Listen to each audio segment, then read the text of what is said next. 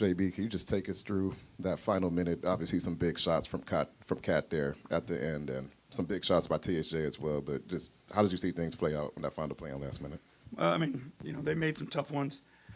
There are situations where, we didn't close out strong enough, where we helped a little bit too much in positions where we didn't have to. But again, there was great offensive players making offensive plays down the stretch. What did you see from K? Obviously, triple-double when he led the charge in the third quarter. Just how much did he step up? I mean, it's just what he's been doing.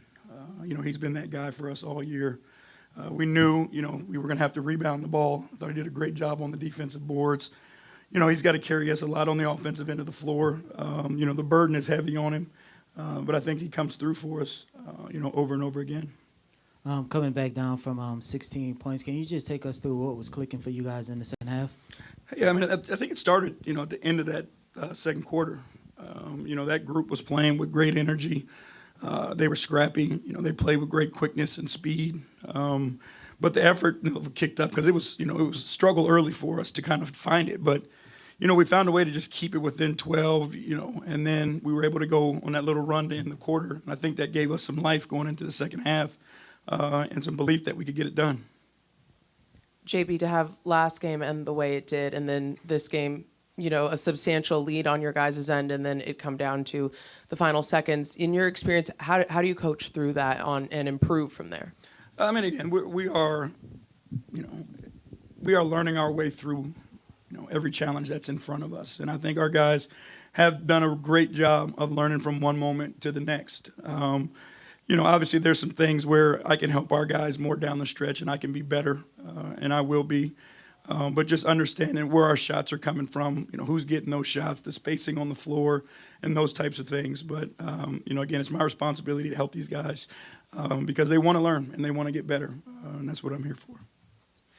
Coach, despite the disappointing loss, that was easily one of the most electric atmospheres that this building has ever experienced. How much of a boost did the crowd give you guys today? I mean, it was awesome. I think both games have been phenomenal. It's one of the best environments that I've ever been in a home court situation for sure. And our guys feed off that. Like, our guys care about, what the fans think about them and how they feel about them, and they play for them. And that's when you've got something special. And I'm hoping that, again, the longer we're together, that this continues to build. And this is the way it is every night, regular season or playoffs. JB, did you like the shot Cade got at the end with 8 seconds, whatever, and then the ensuing shot where there was no call? What did you think of that? I mean, Cade got his shot. He got to his spot, and he got to his shot, and and had the shot that he liked and that we all like. And I trust Cade to take that shot, 100 times in a row. And again, you go back and look at the film. The guy leaves his feet. There's contact on Tim Hardaway's jump shot. I don't know any other way around it. There's contact on his jump shot. The guy leaves his feet. He's at Timmy's mercy. And I repeat, there's contact on his jump shot. Just one quick follow-up, if I could. The turnover issue, repeat, and I know it was a scrappy game, but how do you clean that up? We have to do better with our spacing. If you look, a lot of our turnovers, they came from playing in small spaces, and they're long and athletic and physical. So if you're going to play in small spaces against that length and that physicality, they get a ton of deflection. So our perimeter spacing can be better to create larger windows for our guys to have outlets when they drive, but things that we can correct, and we've got time to do it. You didn't hit your first three-pointer until about 7:30 in the second quarter. And I think you only had 2 in the first half. Was that more New York, or the shots just not falling for you? No, I mean, again, I liked our looks. And I'll say it again. Like, our guys are doing a great job of creating for one another, finding windows, driving to the basket, getting pressure, finding their outlets. Just hadn't fallen for us on a consistent basis. But, again, our guys keep doing the right things, and I appreciate them for that.